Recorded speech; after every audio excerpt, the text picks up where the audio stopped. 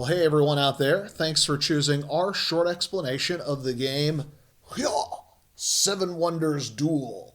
It's Chris here from JMNC Games, and today we are taking a trip into the past to visit the ancient wonders of the world and to build fantastic civilizations. You might be familiar with Seven Wonders. Now, this is not an expansion. This is actually a standalone game using a lot of similar concepts of the original, but has some different strategies. And the biggest difference is, well, it's for a two-player game, and it's wonderful. In fact, I like this version of the game better than the original. And the game comes to you from Repost Productions. It is for two players, as we mentioned, ages 10 and up, and the average game time is about 30 minutes. Now, if you haven't yet already done so, please take a moment to like and subscribe to our channel. We greatly appreciate that, as now we're going to dive inside and take a look at what's in the box. There's the game board, 23 Age 1 cards, 23 Age 2 cards, 20 Age 3 cards, 7 Guild cards, 12 Wonder cards, 4 Military tokens, 10 Progress tokens, the Conflict Pawn, a selection of coins with values of 1, 3, and 6, the score pad, and a help sheet. To set up, place the board in the center of the playing area. Place the Conflict Pawn on the center circle. Take the military tokens and place them on the board like this. Shuffle the Progress tokens and select 5 at random. Place them face up here on the board. Each player should collect a value of 7 coins from the bank. Shuffle the Wonder cards. Place 4 face up. Choose a player to go first. That player chooses 1 of the 4 face-up wonders. Now the other player chooses 2. The first player gets the remaining wonder. Now deal out 4 more wonder cards. The second player now selects 1 of those 4. The first player chooses 2 of them, and the second player gets the final card. Players take their wonder cards and place them face up in front of them.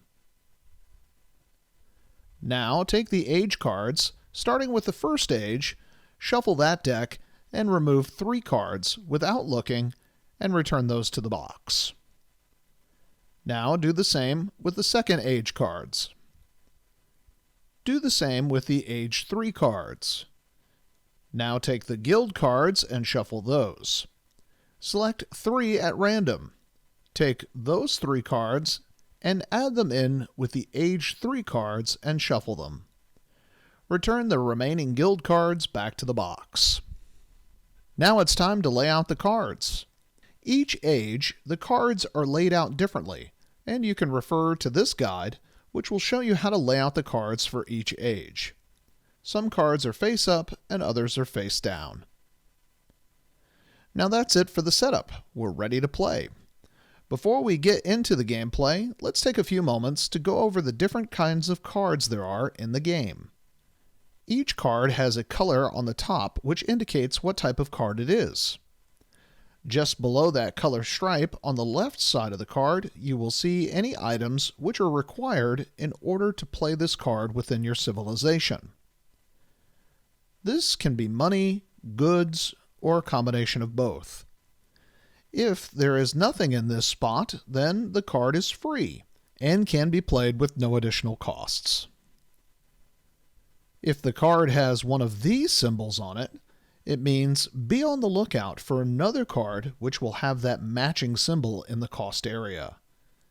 If you have this card played in your city already, and you have the opportunity to collect this card, you do not need to pay any costs to add it to your city. Brown and gray cards are production cards. They produce different goods when placed into your civilization. It can be wood, brick, stone, glass, paper, or even more. When you place one of these cards in your city, it means that you now produce that good. So if you have 1 wood, you produce 1 wood per turn. Or if you have 2, then you produce 2 wood per turn. If you're going to select a card that requires goods for the selection, and you have that amount of goods being produced within your civilization, then there's nothing you need to do. You can collect that card and add it into your civilization. But let's say there's a card that you want, but your civilization doesn't produce enough goods.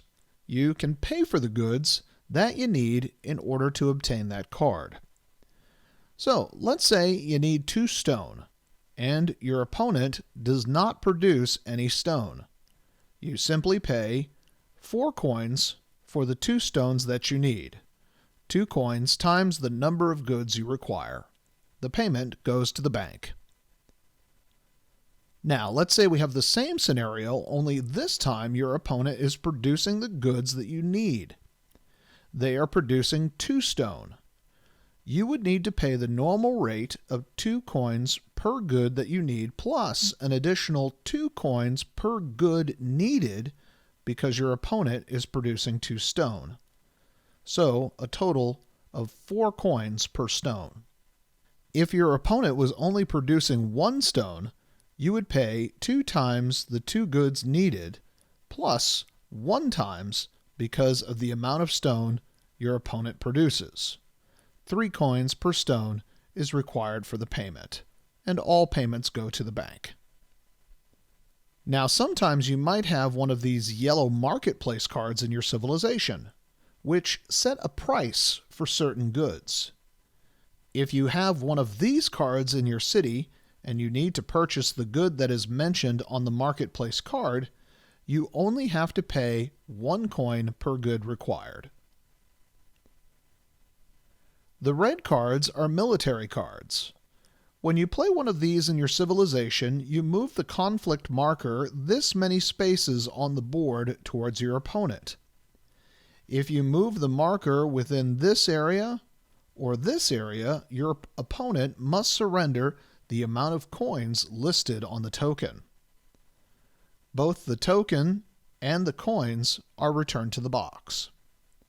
If a player is able to push the conflict marker all the way to the end of the board, they automatically win the game through military conquest.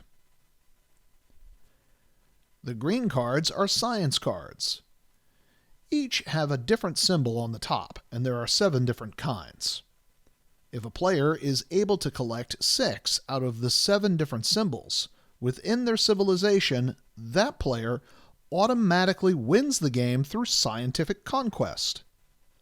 Also, when a player collects 2 matching symbols within their civilization, they are able to select one of the progress tokens to place within their city.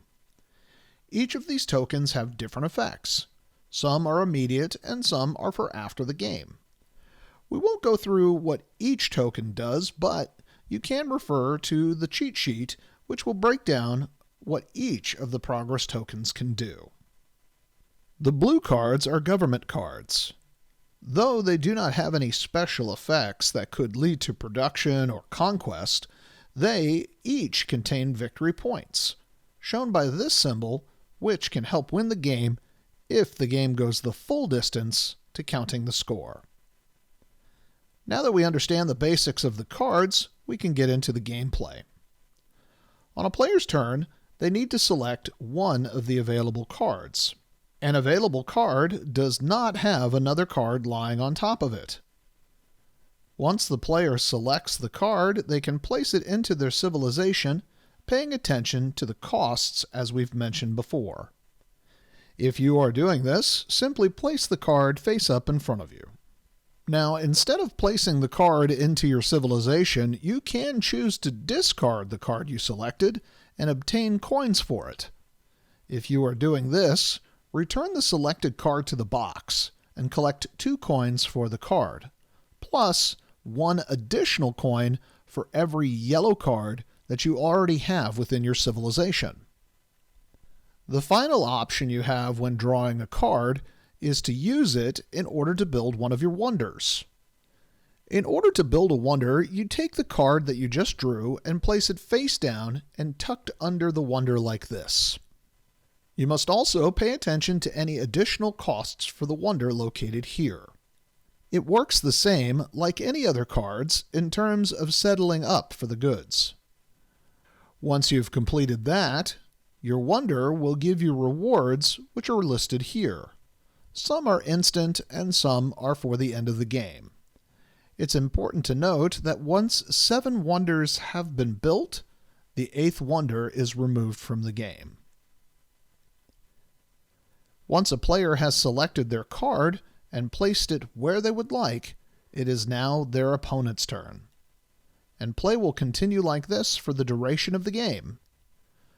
Once a face card down has been freed from the cards above it, you should flip it over so that both players can now see what is available.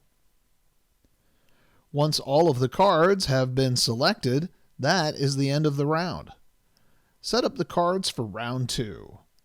The player with the weaker military can decide who goes first for the next round. If the conflict marker is in the middle of the board, then the player who went last in the previous round goes first this round. Repeat the process again for the 3rd round. In the 3rd round, there are also these purple guild cards available, which have a variety of different ways to score points. Refer to the helper sheet to determine what each of the guild cards can do for your civilization when played. If the game comes to the end of the 3rd age and no one has won through military or science, we now count the score to see who is the victor. Take the score pad and follow along for each player's colors to see how they score points. The names go here. Blue, green, and yellow cards, look for the victory point symbol and tally that many points for each section. For the purple cards, you just need to follow along with what the card tells you in order to score the points.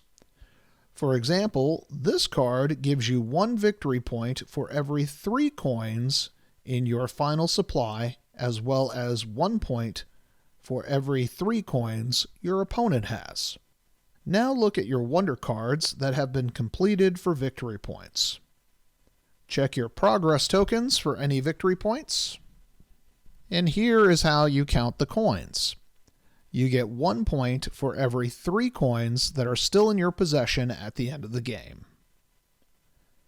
Finally, look at where the conflict marker is. Whoever pushed the marker the furthest would collect the points listed on the board. Finally, tally the score, and the player with the highest score is the winner of the game.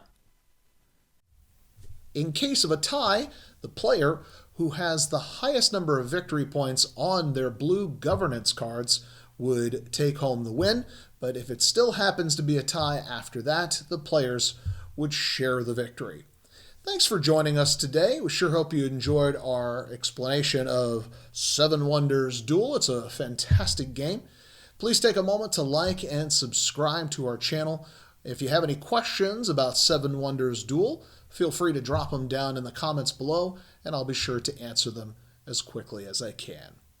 Well, now you know the basics, so let's play! Yaw!